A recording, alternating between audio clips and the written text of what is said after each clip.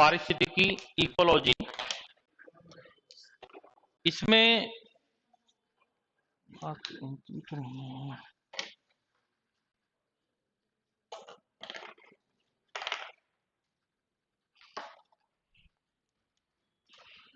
पहला हम पढ़ रहे थे सिम्बायोसिस, सहजीविता, जिसके दो टाइप्स हम पढ़ चुके थे, और उसके बाद दूसरा हम पढ़ रहे थे परजीविता पढ़ा था, पैरासाइटिज्म, जिसमें आपने एंटमीबा हिस्टोलिटिका, एंटमीबा जिंजिविरिस, कुछ पैरासाइट्स के नाम लिख लिए थे। तीसरा इसमें कीटभक्षी प्लांट्स के नाम नहीं लिखे आपने, नीचे जो कल लिखा था ना, नहीं नहीं वो परभक्षी में आएगा। आप तीसरा टाइप्स लिखना, परभक्षिता, प्रीडेटिज्म, परभक्षिता, प्रीडेटिज्म।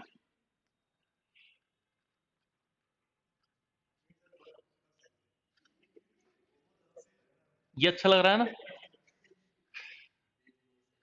परभक्षिता, प्रीडेटिज्म।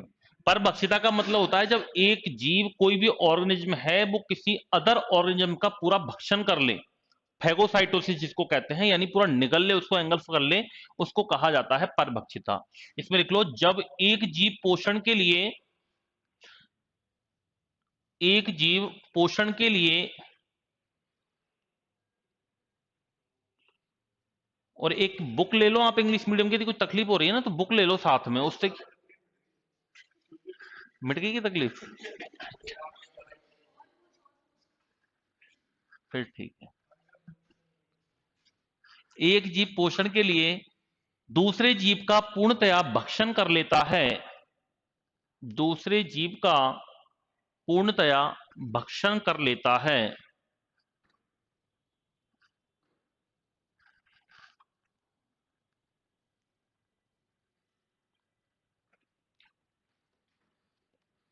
जैसे कुत्ता छोटे छोटे कीड़े मकोड़ों खा जाता है, कीटों को,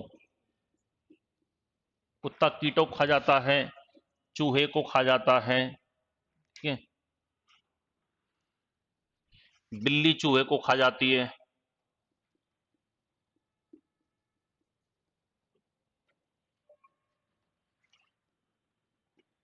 शेर जीवों को, छोटे छोटे जीवों को खा जाता है, मगरमच्छ निकल जाता है, ये परभक्षिता है ये।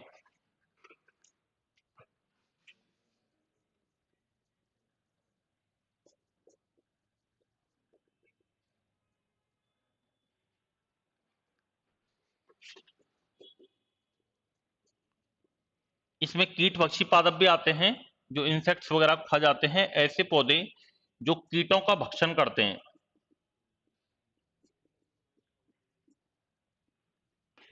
जैसे घटपर्णी plant, bladder wort, Dionaea,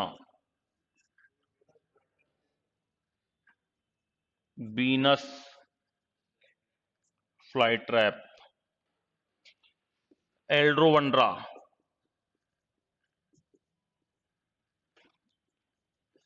utricularia,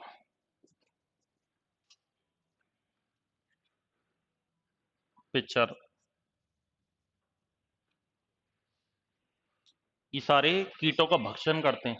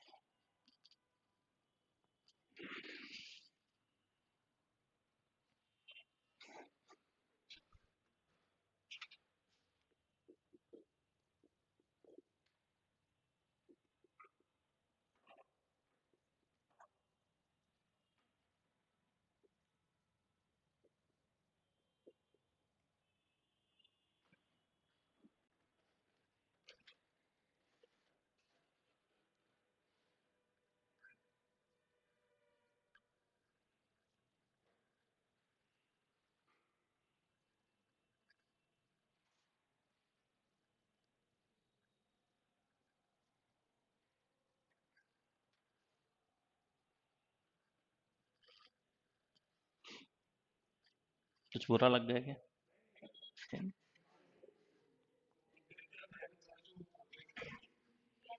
देखो एक मैंने देखा है कि इंग्लिश मीडियम के बच्चे जो ज्यादातर होते हैं ना, और सिटीजन जो होते हैं ज्यादातर, वो कॉमर्स सब्जेक्ट बहुत प्रिफेयर करते हैं, कॉमर्स सब्जेक्ट खूब लेते हैं कंपेरेटिवली। गांव में आप देखो, आप या जहां हिंदी वाला एरिया है, वहां कॉमर्स बहुत कम लोग लेते हैं, बहुत कम लोग लेते हैं।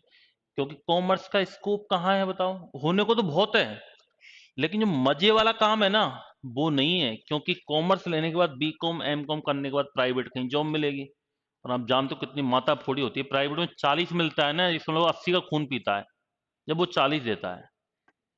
और गांव में क्या करते हैं लोग बाग? कुछ नहीं किया, बीएससी कर लिया, बीएड कर लिया, फीस लगी मुश्किल 30 से 40 हजार मैक्सिमम, और सेकंड ग्रेड टीचर बन गया, फर्स्ट ग्रेड लेक्चरर बन गया। फर्स्ट ग्रेड लेक्चरर का प्रमोशन होता है, प्रिंसिपल बन जाता है, प्रिंसिपल से बीओ बन जाता है, सीओ बन जाता है, डीओ बन जाता है। कहाँ लगेगा कॉमर्स वाला आगे उसके सामने बताओ? एक थर्ड ग्रेड टीचर है ना, उसके सामने भी नहीं लगेगा। कोई कंपनी में कॉमर्स का कोई जैसे अकाउंटेंट बोल दिया साहब, सीए बोल दिया, सीए की हालत आप जानते हो ना आजकल, 500-500 रुपए में रिटर्न बढ़ते हैं, 500-500 रुपए में रिटर्न बढ़ते हैं, पूरा काम कर देते हैं 500 रुपए में। तो ये हालत है, घर बैठे रहते हैं लैपटॉप लेके, ये काम। उससे ज्यादा वैल्यू है थर्ड ग्रेड के टीचर की, गवर्नमेंट की। आप भी जानते हो 50,000 सैलरी मिलती है, केवल किसके? 8 बजे जाना है और 2 बजे आ जाना है, उसके बीच में कुछ नहीं करना, उसके बीच में कुछ नहीं करना। लेकिन वो मन में क्या रहता है? अरे यार, ये थर्ड ग्रेड सेकंड ग्रेड नौकरी कौन करेगा, टीचर कौन बनेगा, अपन तो किसी बड़ी कंपनी में अकाउंटेंट बनेंगे। ये पता नहीं बड़ी कंपनी में अकाउंटेंट का मतलब है रात की रोटी हराम हराम हो जाती है, शाम की खाते हैं तो सुबह की टेंशन रहती है, सुबह की खाते हैं शाम की। क्यों? फोन, रोटी खाना खाते हैं उससे पहले तो बॉस का फोन आ जाता है। कितनी परेशानी होती है उसमें। मतलब इतनी टेंशन लेके एक आदमी 50,000 रुपए कमा रहा है, एक केवल एक के बाद नहाना है, 8 बजे जाना है और 2 बजे आ जाना है।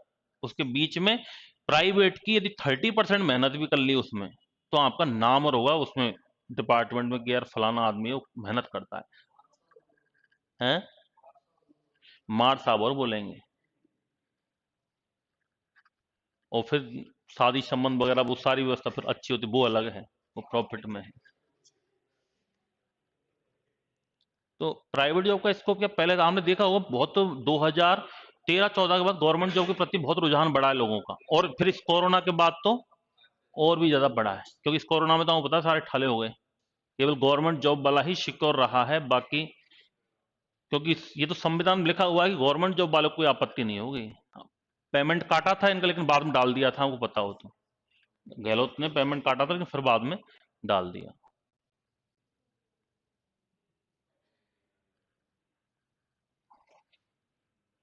तो आपके पास कंप्यूटर का बहुत स्वर्णिम अवसर है, गोल्डन चांस है। वैकेंसी फर्स्ट टाइम तो आई है, और अगली बार का सोचना मत कब आएगी। आप भी जानते हो ये चीज। क्योंकि कंप्यूटर का ऐसा सब्जेक्ट है कि इसकी निरंतर रेगुलर जरूरत नहीं पड़ती है। अब सोचो, आज तक निकाल ही रहे थे ना टाइम, आज से पहले भी जरूरत पड़ी होगी, लेकिन निकाल ही रहे थे ना टाइम। चलो अब ठीक है, कैडर बना दिया, अलॉटमेंट कर दिया आपकी सीटों का, इसके बाद पता नहीं कब होगी, कोई भरोसा नहीं। और फिर इतनी बड़ी भर्ती आएगी भी नहीं। इसलिए मौका है, अच्छे से पढ़ाई करो। अभी टाइम भी आपके पास सफिशिएंट है, अभी डेट नहीं आई है। लेकिन महत्वपूर्ण बात यह है कि अभी से आप ऐसे पढ़ो जैसे आपकी डेट आ चुकी है, तब जाके कुछ होगा। अगर आप ये कि कोचिंग करने के बाद घर चले गए, उसके बाद आप यदि नहीं पढ़ते हो, तो कोई सेंस नहीं है। और मैं तो ये कह रहा हूँ, यदि कोई जॉब भी करता है, अगर जॉब छोड़ने लायक है और आपको लगता है कि मैं एडजस्ट कर लूंगा, मेरे घर वाले एडजस्ट कर लेंगे, या मुझे कोई दिक्कत नहीं है पैसे खर्चे की, तो आप जॉब भी छोड़ दो, लेकिन मेहनत करो। अगर लग जाओगे ना, लाइफ टाइम कोई परेशानी नहीं रहेगी। बाकी प्राइवेट की हालत मैं जानता हूँ, मेरे मिलने वाले बहुत काम करते हैं ऐसी कंपनी, मतलब अधिकतर लोग वो ही है। कोई वो मजेदारी नहीं है जीवन जीने में। जीवन तो हर आदमी जीता है, जीवन तो हर आदमी जीता है, लेकिन एक तो टेंशन वाला काम नहीं हो, एक विदाउट टेंशन वाला काम हो। जैसे हमारा काम है प्राइवेट है, लेकिन फिर भी थोड़ा विदाउट टेंशन वाला काम है। कोई किसी का प्रेशर नहीं चलता दिमाग पे। कोई ये नहीं कि छुट्टी है तो छुट्टी है, नहीं है तो नहीं है, हाँ तो हाँ, यहाँ पढ़ाना, मन में आए वहाँ पढ़ाना, कोई टेंशन, कोई कुछ कह नहीं सकता। और एक वो होता है कि थोड़ा बंध के काम करना, तो उसमें नहीं आता है वो मजा। तो इसलिए थोड़ा सा प्रयास करो। देखो काम तो अपन को लास्ट में वो तो करना ही है, वो तो आज नहीं, कल कर लेंगे, प्राइवेट जॉब तो करनी पड़ेगी, कोई रास्ता नहीं है। वो तो जीवन जीवन करनी पड़ेगी, अपन ने पढ़ाई की है तो वो तो अंतिम है। कोशिश ये करो पहले कहीं गवर्नमेंट लग जाए तो ज्यादा बढ़िया है, और ये आपके पास मौका है, इसलिए बहुत अच्छे से पढ़ाई करो इसके लिए। तो लग जाएगा तो सेट रहोगे, बस ये है, जीवन भर की टेंशन खत्म हो जाएगी। चाहे कोरोना आए, चाहे कोई सा वेरिएंट आए, आपको कोई टेंशन नहीं। फिक्स डेट को आपके मैसेज आ जाया करेगा हर महीने, जब बहुत शांति मिलती है। जब पैसा आता है ना, चाहे कहीं से आए, वैसे बहुत शांति मिलती है, चाहे वो प्राइवेट कहीं से आए, पैसा आना चाहिए। मृतोपजीविता का मतलब होता है जो सड़े गले मृत पदार्थों से अपना पोषण प्राप्त करता है, उसको मृतोपजीविता कहते हैं। इसके अंदर एक तो बैक्टीरिया आता है और प्लस इसके अंदर एक फंगस आता है, फंजाई। इन दोनों को प्रकृति का सफाई कर्मी भी कहा जाता है, क्योंकि इसे कोई बैक्टीरिया, कोई डेड बॉडी है, उसको तुरंत क्या कर देते हैं, डिकम्पोज कर देते हैं। फंगस वगैरह है, फफूंद पनप जाता है, कोई जानवर मर गया, गाय भैंस बकरी, उस तुरंत डिकम्पोज कर देते हैं, मिट्टी के अंदर मिला देते हैं। तो ये सड़े गले मृत पदार्थों से, जो डेड ऑर्गेनिक मटेरियल्स होते हैं, उनसे पोषण प्राप्त करते हैं। ये मृत पदार्थों से पोषण प्राप्त करते हैं ये। इसमें बैक्टीरिया एंड फंगस आते हैं, इनको प्रकृति के सफाई कर्मी कहते हैं।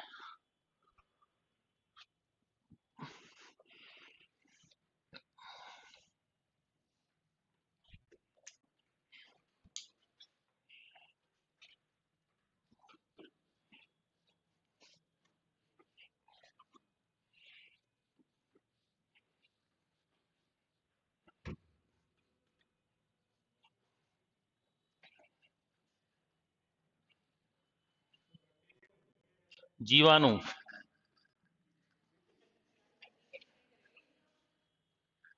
अब आएगा इनको पढ़ने में बाद, जीवाणु तथा कवक।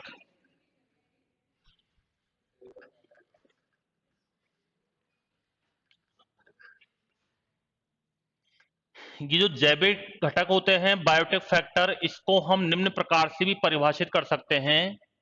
एक तो ये संबंध रिलेशनशिप के आधार पर हो गए।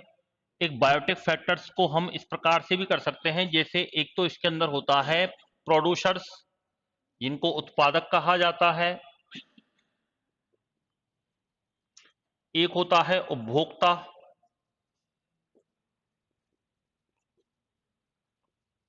कंज्यूमर्स कहते हैं। उपभोक्ता फिर ये थ्री टाइप्स, तीन प्रकार के होते हैं। एक तो प्राइमरी कंज्यूमर्स, प्राथमिक उपभोक्ता। एक होते हैं द्वितीयक उपभोक्ता, सेकेंडरी कंज्यूमर्स। और एक होते हैं तृतीयक उपभोक्ता, टर्सरी कंज्यूमर्स। और थर्ड पर आते हैं एक डीकम्पोजर्स, जिनको कहा जाता है अपघटन कर्ता। सबसे पहला है उत्पादक। उत्पादक में आते हैं प्लांट्स, हरे पेड़ पौधे आते हैं जो कि स्वपोषी होते हैं, ऑटोट्रोपिक होते हैं। ऑटोट्रोपिक का मतलब होता है फोटोसिंथेसिस मैकेनिज्म के द्वारा अपना जो भोजन है वो ये खुद बनाते हैं, इसलिए इनको क्या कहते हैं, स्वपोषी कहते हैं। और ये ऑक्सीजन गैस का त्याग करते हैं। जब फोटोसिंथेसिस क्रिया होती है तो कौन सी गैस बनती है उसमें, ऑक्सीजन। और ऑक्सीजन संपूर्ण जीवित जो कोशिकाएं हैं, जितनी भी लिविंग सेल्स हैं, उन सभी के रेस्पिरेशन में काम में आती है। और इसके अलावा ये वायुमंडल में, एटमॉस्फेयर में ऑक्सीजन और CO2 का जो रेशो है उसको संतुलित बनाए रखते हैं। लेकिन वर्तमान में हो क्या रहा है, पेड़ पौधे तो हो गए कम और एनिमल्स हो गए ज्यादा। अब CO2 का प्रोडक्शन तो हो रहा है ज्यादा, इसका कंजप्शन हो रहा है कम, क्योंकि एक घर में 10 मेंबर मिलते हैं लेकिन 10 पौधे नहीं मिलते। और तो और आधुनिकता के युग में जब से मार्बल टाइल्स चलाए, तब से हमारे घर में जो पुराने पौधे थे उनको भी उखड़वा देते हैं हम, कि साहब सो खराब हो जाएगी, तो कंप्लीट इसमें पूरे मार्बल लगेगा।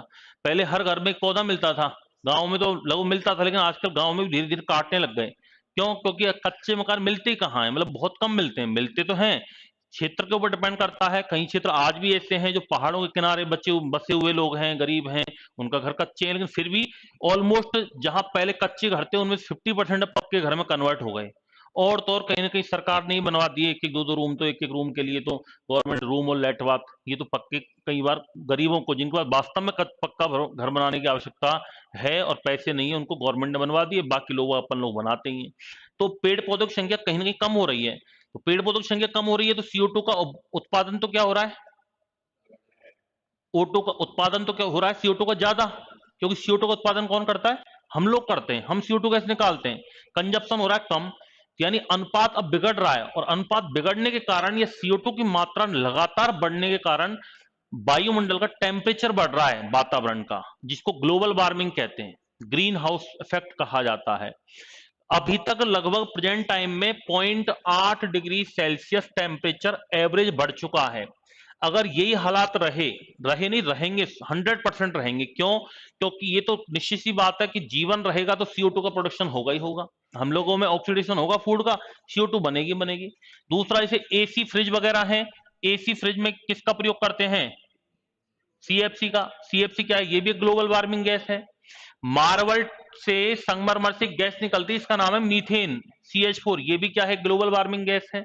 इसके अलावा जिसे चिकित्सा में, मेडिकल लाइन में गैस का यूज होता है N2O का, इसका निश्चेतक के रूप में, एनेस्थीसिया के रूप में इसका यूज करते हैं। इसको हंसाने वाली गैस, लाफिंग गैस भी कहते हैं, ये भी एक ग्लोबल वार्मिंग गैस है। इसके अलावा जैसे अपन कुएं वगैरह खोदते हैं, अपना जैविक जो अपशिष्ट कचरा है, जैसे फलों के छिलके हैं, सब्जियों के छिलके हैं, तूड़ी है, गन्ने की खोई है, इनको जो अपन डंप करते हैं मिट्टी के अंदर, तो इनका जो अपघटन होता है, बैक्टीरिया वगैरह इनको डिकम्पोज करते हैं, तो गैस निकलती है मीथेन। और मीथेन भी क्या है? याद रखना, ग्लोबल वार्मिंग गैस है। तो ये सब तो प्रोडक्शन होगा ही होगा। सीधी बात है, मनुष्य जीवित है तो सारे काम करेगा ही करेगा, CO2 निकालेगा, पेड़ पौधों का यूज भी करेगा, सब्जियों का यूज भी करेगा, सब कुछ होगा। ये कीचड़ भी होगा, कीचड़ से भी मीथेन गैस निकलती है। तो ये सारी गैसें वातावरण के तापमान को निरंतर रूप से बढ़ा रही हैं, इसी को ग्लोबल वार्मिंग कहते हैं। और इसका हानिकारक इफेक्ट क्या है कि टेम्परेचर इसका बढ़ता जा रहा है। जब गर्मियों में 45, 46, 47 डिग्री जब टेम्परेचर हो जाता है ना, तो हमारी हालत खराब हो जाती है, बहुत गर्मी लगती है। अब ये गर्मी और सर्दी का एहसास भी हर किसी को नहीं होता है। गर्मी और सर्दी का एहसास हर किसी को नहीं होता है। किसको होता है और किसको नहीं होता? गर्मी और सर्दी का एहसास उसको होता है, जैसे कई बार अपन कह देते हैं ना कि यार इतनी ठंड नहीं है जो होनी चाहिए, अपन कह देते हैं, क्योंकि अपन लोग घर में अंदर रहते हैं, काम कुछ करते नहीं, और करते हैं तो बाई चांस गाड़ी से जाते हैं, गाड़ी से आते हैं, घर में हैं, तो इसलिए हमें ठंड नहीं लगती है। ठंड का एहसास उससे पूछो जो बाइक पर काम करता है बेचारा, या फिर 10-20 किलोमीटर, 30 किलोमीटर डेली बाइक चलाता है, शाम को 6-7 उसको आने में बच जाते हैं, कहीं से, दुकान से, कंपनी से, दूर दराज से, और फिर 10 किलोमीटर बाइक चला के रात को 9 बजे घर पहुंचता है। उससे पूछो ठंड कैसी पड़ रही है, वो बताएगा हकीकत में ठंड फिलहाल भी बहुत तेज पड़ रही है, फिलहाल भी तेज, ठंड तेज पड़ रही है। अपन क्या, जैसे कई लोग के भाई मैं हूं तो मुझे ठंड का ऐसा इतना नहीं होगा। क्यों? आजकल सभी आप भी हो, गर्म पानी से तो नहाते, ठंडे से कोई नहाता नहीं है। गर्म पानी किया, गर्म पानी से नहाए, उसके बाद बाहर निकले, गाड़ी में बैठ गए, अंदर यहाँ गए, अंदर यहाँ ठंड कहाँ लगेगी, फिर निकले, फिर गाड़ी में बैठ गए, घर चले गए। तो ना तो ठंड का एहसास होगा हमें, ना गर्मी का एहसास होगा। कि अपन भी कई बार कहते हैं कि यार गर्मी नहीं है इस बार तो जो होनी चाहिए, पहले बहुत गर्मी पड़ती थी हमारे टाइम पे तो। लेकिन गर्मी आज भी उतनी है। जो बेचारा जून के महीने में काम करता है ना बाहर रोडों पे, जो 20-30 किलोमीटर गाड़ी चलाता है, हर दुकान पे जाता है, सामान बेचता है, या फिर नॉर्मल जैसे कंपनी वाले हैं तो कहीं टारगेट लेने जाते हैं, कभी यहाँ बैठे कभी वहां बैठे, इस पे गए उस पे गए, टारगेट मिलता नहीं है, उनसे पूछो गर्मी क्या है। क्योंकि उनको, आप देखो प्राइवेट जॉब में क्या होता है, जैसे जो कंपनी वगैरह में काम करते हैं ना, अपने पास कॉल आते हैं कई बार, तो अपन कहते हैं साहब अभी मैं बिजी हूँ, बाद में बात करना। कि साहब कब करूँ सर मैं आपके लिए कॉल? तो फिर अपन ने कह दिया साहब मैं 5 बजे फ्री होता हूँ, 5 बजे कर लेना। गारंटीड 5 बजे के 2 मिनट में फोन आ जाएगा। नहीं आता क्या? नोट करते हैं हर चीज को। आप सोचो कितना शेड्यूल से वो चलते हैं, मतलब कितना प्रेशर है उनके ऊपर। फिक्स 5 बजे 2 मिनट में कॉल आ जाएगा। अगर गलती से हमने 2 मिनट दो उस टाइम भी ये कह दिया ना कि सर मैं अभी बिजी हूँ, अभी कॉल मत करो, बाद में बात करना, तब भी वो आपसे पूछेंगे प्लीज कब करें आपके लिए कॉल।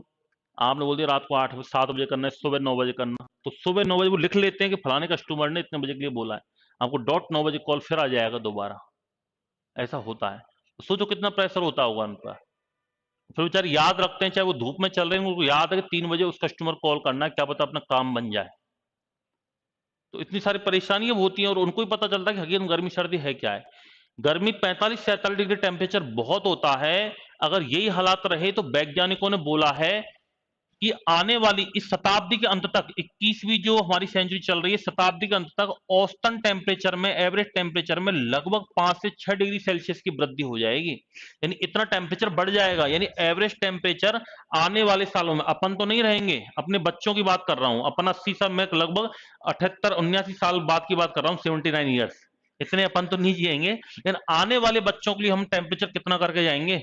52-53 करके जाएंगे। सोचो इतने टेम्परेचर पे कितनी गर्मी होगी। जब ग्लोबल वार्मिंग होती है, टेम्परेचर बढ़ जाता है, तो जंगलों में आग लग जाती है।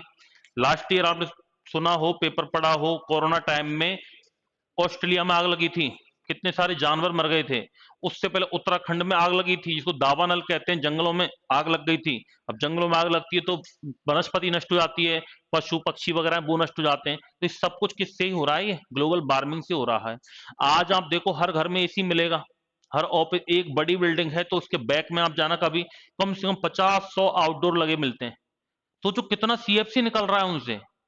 एक एसी लगा करके हम अपने रूम को तो ठंडा कर सकते हैं, लेकिन वातावरण को ठंडा नहीं कर सकते। रूम तो अपना ठंडा हो गया, कोई दिक्कत नहीं है, लेकिन वातावरण तो उससे क्या हो रहा है? गर्म हो रहा है। ऑल ओवर यदि अपन देखें तो टेम्परेचर को बढ़ा रहा है कहीं ना कहीं। फिर पेड़ पौधों की संख्या कम है तो बारिश भी कम आने लग गई। पहले बारिश कितना आती थी, अब बारिश भी धीरे धीरे कम हो गई। यानी एक तरीके से हम नेचुरल जो कंजर्वेशन है, प्राकृतिक संपदा वगैरह है, इसको हम खुद नुकसान पहुंचा रहे हैं। मेन कारण है हम लोग। जैसे एक बार प्रश्न आया था कि ग्लोबल वार्मिंग का मेन रीजन क्या है, जिसमें एक ऑप्शन था मानवीय गतिविधियां, ह्यूमन एक्टिविटीज। हमारी एक्टिविटीज के कारण ही हम लोग टेम्परेचर को बढ़ा रहे हैं। हम कहते हैं ना भगवान ने बहुत गर्मी कर रखी है, गर्मी भगवान ने नहीं कर रखी है, गर्मी तो हमने कर रखी है। तो गर्मी का मेन कारण कौन है? अपन लोग हैं। भगवान ने गर्मी नहीं कर रखी है, भगवान ने तो दुनिया बना दी, अब तुम तुम्हारे हिसाब से जियो। उसने कोरोना में फिल्टर कर दिया एक बार करने को, तो फिर दोबारा कभी और फिल्टर कर देगा। फिल्ट्रेशन तो मारा एक बार, पर ढंग से नहीं मारा, थोड़ा फिल्ट्रेशन बढ़िया वाला हुआ, थोड़ा ठीक ठाक सा हुआ, कहीं कहीं बढ़िया हो गया। तो टेम्परेचर इतना हो जाएगा। अब जो समुद्रों के किनारे जो शहर बसे हुए हैं, उनको कितना नुकसान है ग्लोबल वार्मिंग से। जैसे बॉम्बे है, समुद्र के किनारे बसा हुआ है, तो जब समुद्रों में बर्फ है, हिमखंड है, वो पिघलेंगे, पिघलेंगे तो पानी कहाँ जाएगा? सिटी में जाएगा। और पानी तो अपने आप जगह बना लेता है। यदि पानी एक बार बहाव आ जाए, लेटेस्ट लास्ट दिनों में खूब बारिश हुई थी, कई जगह बहुत ज्यादा बारिश हुई थी, बहुत परेशानी हुई थी बारिश से। बारिश का तो पानी, एक जयपुर में बारिश हुई थी, आपको याद हो तो, एक दिन बहुत खतरनाक बारिश हुई थी। खतरनाक क्या, जयपुर में एक तो क्या पानी निकलने के लिए हर जगह स्पेस नहीं है, सिटी में विशेषकर नहीं है। गाड़ियां डूब गई थी, 1.5-2 घंटे बारिश हुई, उसी में गाड़ियां बिल्कुल डूब गई। बहुत नुकसान, कितना नुकसान हुआ गाड़ियों में उस टाइम। लास्ट ईयर की बात है, कोरोना टाइम की। बहुत तेज बारिश हुई और 1-1.5 घंटे में तो पूरा जयपुर एकदम पानी से फुल भर गया, गाड़ियां डूब गई बिल्कुल, लोग बाग उसमें बैठे हुए हैं, इंडिकेटर जब बड़ी चौपड़ छोटी चौपड़ पे। इतनी ये हालत थी उस दिन, इतनी सी बारिश से। तो कहीं ना कहीं प्राकृतिक चीजों को हम नष्ट कर रहे हैं, तो ये नुकसानदायी है। और इनका मेन कारण है सब कुछ पेड़ पौधों की संख्या में कमी। इसके लिए जितने हो सके पेड़ पौधे लगाएं, तो हमारा वातावरण कंजर्व रहेगा। तो O2 CO2 के अनुपात को ये संतुलित बनाए रखते हैं। उपभोक्ता का मतलब होता है कंज्यूमर। ये 3 प्रकार के हैं, प्राइमरी, सेकेंडरी एंड टर्सरी। प्राथमिक उपभोक्ता जो होते हैं ये प्राय शाकाहारी होते हैं, हर्बीवोरस होते हैं। हर्बीवोरस या शाकाहारी का मतलब होता है ये अपना पोषण किससे प्राप्त करेंगे? पेड़ पौधों से। और जो पेड़ पौधों खाएगा वो कैसा होगा? शाकाहारी होगा। और पारिस्थितिकी तंत्र में, इकोसिस्टम में, प्रश्न आता है कि इकोसिस्टम में सबसे ज्यादा संख्या में कौन से कंज्यूमर्स होते हैं? प्राथमिक होते हैं, द्वितीयक होते हैं, तृतीयक होते हैं? तो याद रखना सबसे ज्यादा में कौन होते हैं? प्राइमरी कंज्यूमर्स होते हैं। क्यों?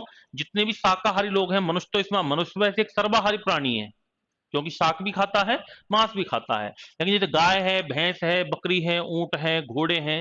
फिर सबसे बड़ी बात है इसके अंदर कीड़े मकोड़े आते हैं ना, कीट वर्ग। ये कीट वर्ग कैसा होता है? याद रखना शाकाहारी होता है।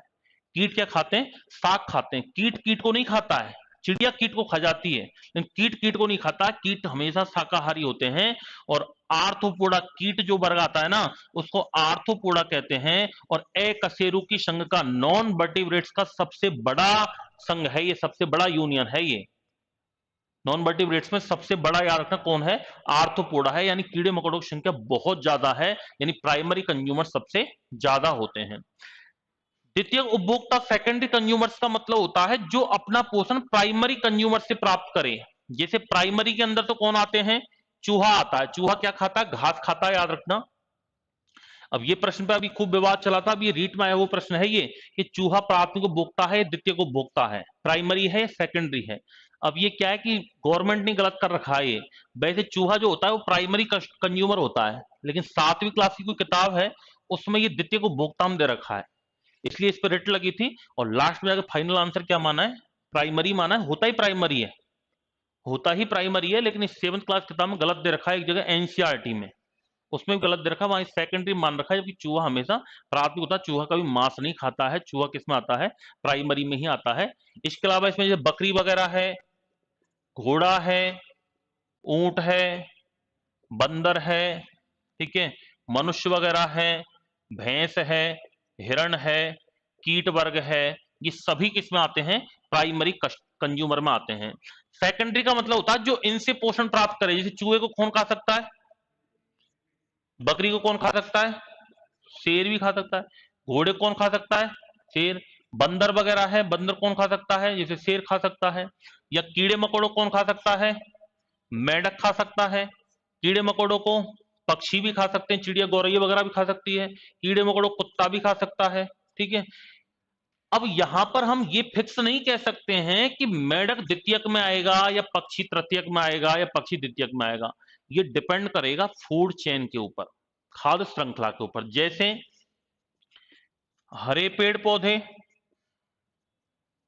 इनको खा गया कीट, कीट को खा गया मेंढक, और मेंढक को कौन खा गया? सर्प। एक तो खाद्य श्रृंखला ये है, फूड चेन। और एक है हरे पेड़ पौधे, हरे पेड़ पौधे खा गया कीट, और कीट को डायरेक्ट सर्प भी तो खा सकता है, जरूर थोड़ी मेंढक बीच में आए। अब यहां हरे पेड़ पौधे तो क्या है, ऐसा प्रश्न आता है आपको, ऐसे श्रृंखला दी हुई मिलेगी, इसमें पूछ सकता है आपसे कि इसमें प्राइमरी कंज्यूमर कौन है, सेकेंडरी कौन है, टर्सरी कौन है। आजकल इसको थोड़ा सा घुमा के पूछता है। घुमा कैसे पूछता है? ऐसा सीधा सीधा दिया हुआ नहीं मिलेगा आपको, हो सकता है लैंग्वेज बदले। जैसे कीट जो हरे पेड़ पौधों पर निर्भर है, कीट से मेढक पोषण प्राप्त करता है, और मेढक को अंत में सर्प खा जाता है। बताओ इसमें सर्प क्या है या मेढक क्या है? तो इसको जमाने में थोड़ा सा, हालांकि कठिन चीज नहीं है, चीज वही है जो मैं बोल रहा हूं, ये मैं सिंपल तौर पे लिख दी है।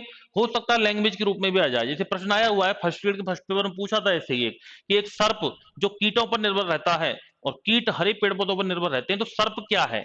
जिसमें ऑप्शन था कि जो खाद्य स्तूप होते हैं, इकोलॉजिकल जो पिरामिड होते हैं, उन पिरामिड का पूरा हेड होता है, शीर्ष होता है। शीर्ष का मतलब होगा सबसे टॉप पर। इस श्रृंखला में सर्प क्या है? खाद्य स्तूप का शीर्ष ही तो है, क्योंकि हरे पेड़ पौधे कौन खा रहा है? कीट। कीट को कौन खा रहा है? मेढक। और मेढक को खा रहा है सर्प। अब यहाँ हरे पेड़ पौधे क्या है? याद रखना, हरे पेड़ पौधे कभी भी उपभोक्ता नहीं होते हैं, हमेशा कौन होते हैं? उत्पादक। क्योंकि ये दूसरे से पोषण प्राप्त नहीं करते, ये तो अपना पोषण स्वयं प्राप्त करते हैं, तो ये तो हमेशा प्रोड्यूसर्स में आएंगे। कीट यहां पर क्या होगा? प्राथमिक उपभोक्ता, प्राइमरी कंज्यूमर्स। मेढक क्या होगा? सेकेंडरी। और सर्प यहां पर क्या होगा? टर्सरी। इसको अपन शीर्ष उपभोक्ता भी कह सकते हैं, चरम उपभोक्ता भी कह सकते हैं, और इसको टॉप कंज्यूमर्स भी कह सकते हैं। यहां पर सर्प किस में आ जाएगा? याद रखना, सेकेंडरी में आएगा। यहां किस में आएगा? टर्सरी में। तो डिपेंड करेगा कौन किसको खा रहा है। तो जरूरी नहीं है कि हम हरे पेड़ पौधों को कीट खा सकता है, कीट को मनुष्य भी तो खा सकता है। कीड़े मकोड़ों को मनुष्य भी तो खाता ही है, चीन में सांपों को खा जाते हैं, कीड़े मकोड़ों को खाते हैं। कीड़े मकोड़ों में तो प्रोटीन सबसे ज्यादा मात्रा में होती है, प्रोटीन कम है तो कीड़े मकोड़े खा लेने चाहिए। तो नाइट्रोजन कीड़े मकोड़ों में बहुत ज्यादा मात्रा में होता है। तो कीट को मनुष्य भी खा सकता है, तो अब मनुष्य यहाँ पे क्या हो गया? सेकेंडरी हो गया। अब कीट को मेढक खाता है, मेढक को सर्प खाता है, सर्प को भी तो मनुष्य खा सकता है, तो यहाँ मनुष्य, अब मनुष्य क्या हो गया? यहाँ पर टॉप कंज्यूमर हो गया। यानी डिपेंड करेगा श्रृंखला में, हम फिक्स नहीं कह सकते हैं कि कौन सा जीव किस, कौन सा उपभोक्ता है।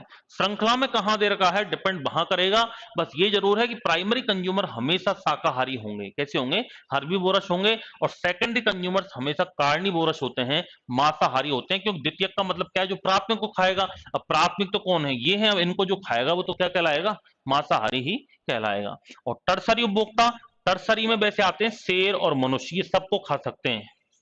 शेर और मनुष्य आपस में ये सबको खा सकते हैं, इसलिए इनको टर्सरी उपभोक्ता कहते हैं, चरम उपभोक्ता कहते हैं। खाद्य स्तूप का इनका शीर्ष कहा जाता है, शीर्ष उपभोक्ता कहते हैं। मनुष्य एक सर्वाहारी प्राणी होता है। ऐसा होता है सर्वाहारी प्राणी।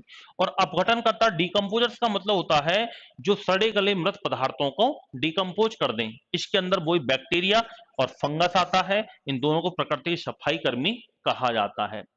प्राइमरी कंज्यूमर्स, सेकेंडरी कंज्यूमर्स और टर्सरी कंज्यूमर्स, इनको तो कहा जाता है मैक्रो, ठीक है, दीर्घ उपभोक्ता, इनको मैक्रो कंज्यूमर्स कहते हैं। और केवल बैक्टीरिया और फंगस, इन दोनों को कहा जाता है माइक्रो कंज्यूमर्स। इनको लघु उपभोक्ता कहते हैं, और इन तीनों को दीर्घ उपभोक्ता कहते हैं। इनको मैक्रो कहा जाता है, इसको माइक्रो कहते हैं। ठीक है, लिख लीजिए। पहला लिखो उत्पादक, प्रोड्यूसर्स। उत्पादक में लिखना ये हरे पेड़ पौधे होते हैं,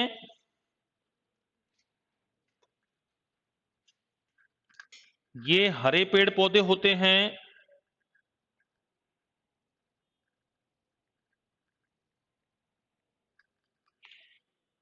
जो कि प्रकाश संश्लेषण की क्रिया द्वारा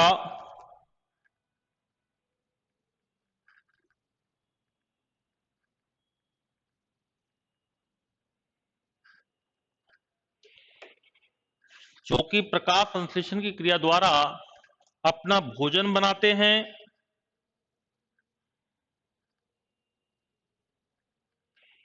अपना भोजन बनाते हैं तथा वातावरण में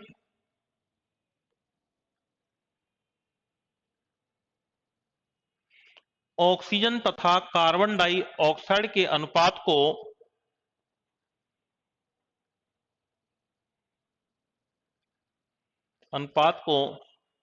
संतुलित बनाए रखते हैं संतुलित बनाए रखते हैं।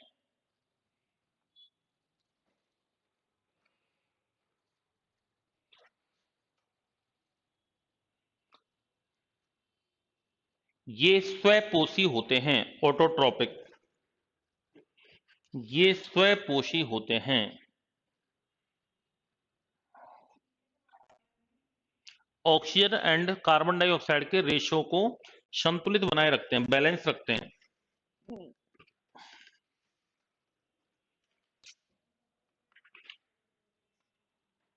सेकंड लिखना उपभोक्ता, कंज्यूमर्स।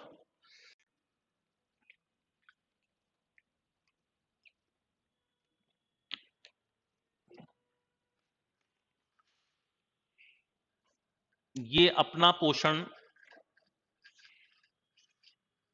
उत्पादकों से प्राप्त करते हैं उत्पादकों से प्राप्त करते हैं।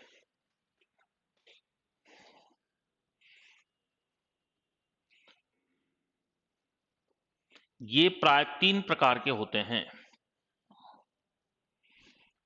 ये प्राय 3 प्रकार के होते हैं।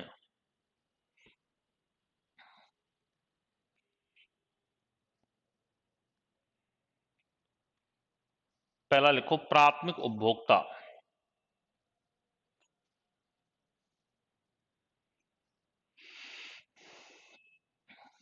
प्राथमिक उपभोक्ता, प्राइमरी कंज्यूमर्स।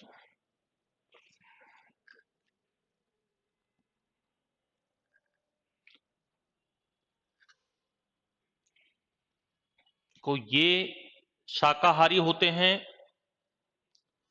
ये शाकाहारी होते हैं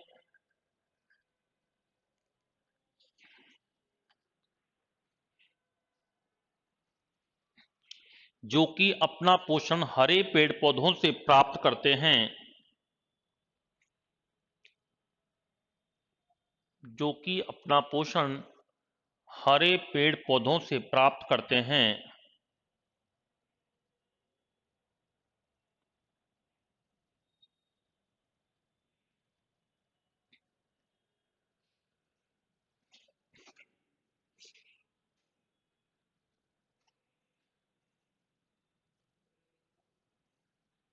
जैसे चूहा, बकरी,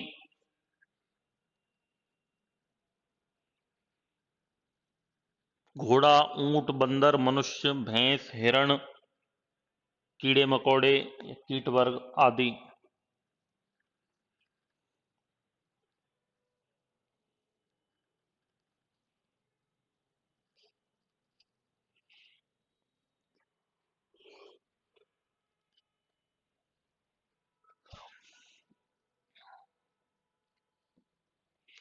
नीचे लिखो पारिस्थितिकी तंत्र में इकोसिस्टम।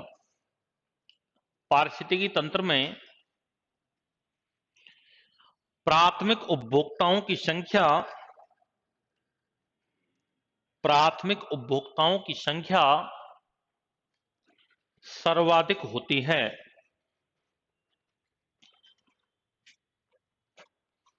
प्राथमिक उपभोक्ताओं की संख्या सर्वाधिक होती है।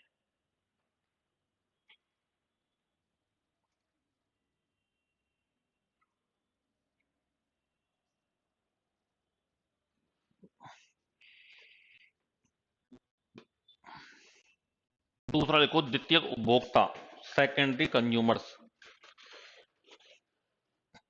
द्वितीयक उपभोक्ता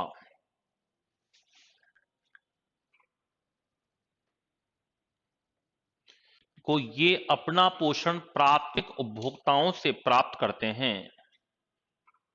ये अपना पोषण प्राथमिक उपभोक्ताओं से प्राप्त करते हैं।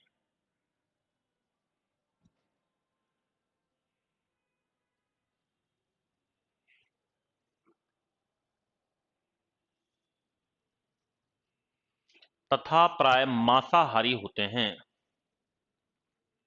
कार्निवोरस, प्राय मांसाहारी होते हैं।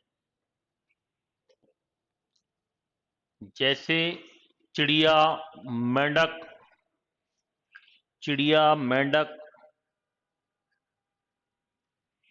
कुत्ता, बिल्ली, चिड़िया, मेंढक, कुत्ता, बिल्ली, पक्षी,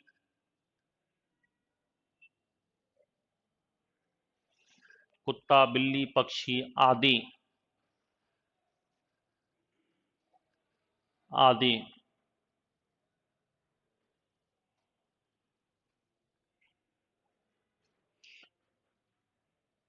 थर्ड लिखना तृतीयक उपभोक्ता।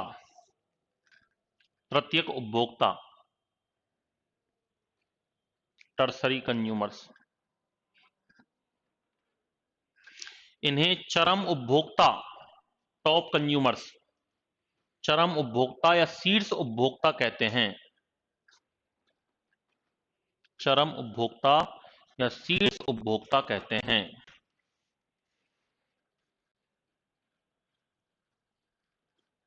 जैसे शेर तथा मनुष्य, जैसे शेर तथा मनुष्य। नीचे लिख लेना मनुष्य एक सर्वाहारी प्राणी है। मनुष्य एक सर्वाहारी प्राणी है। बाकी कल पढ़ेंगे।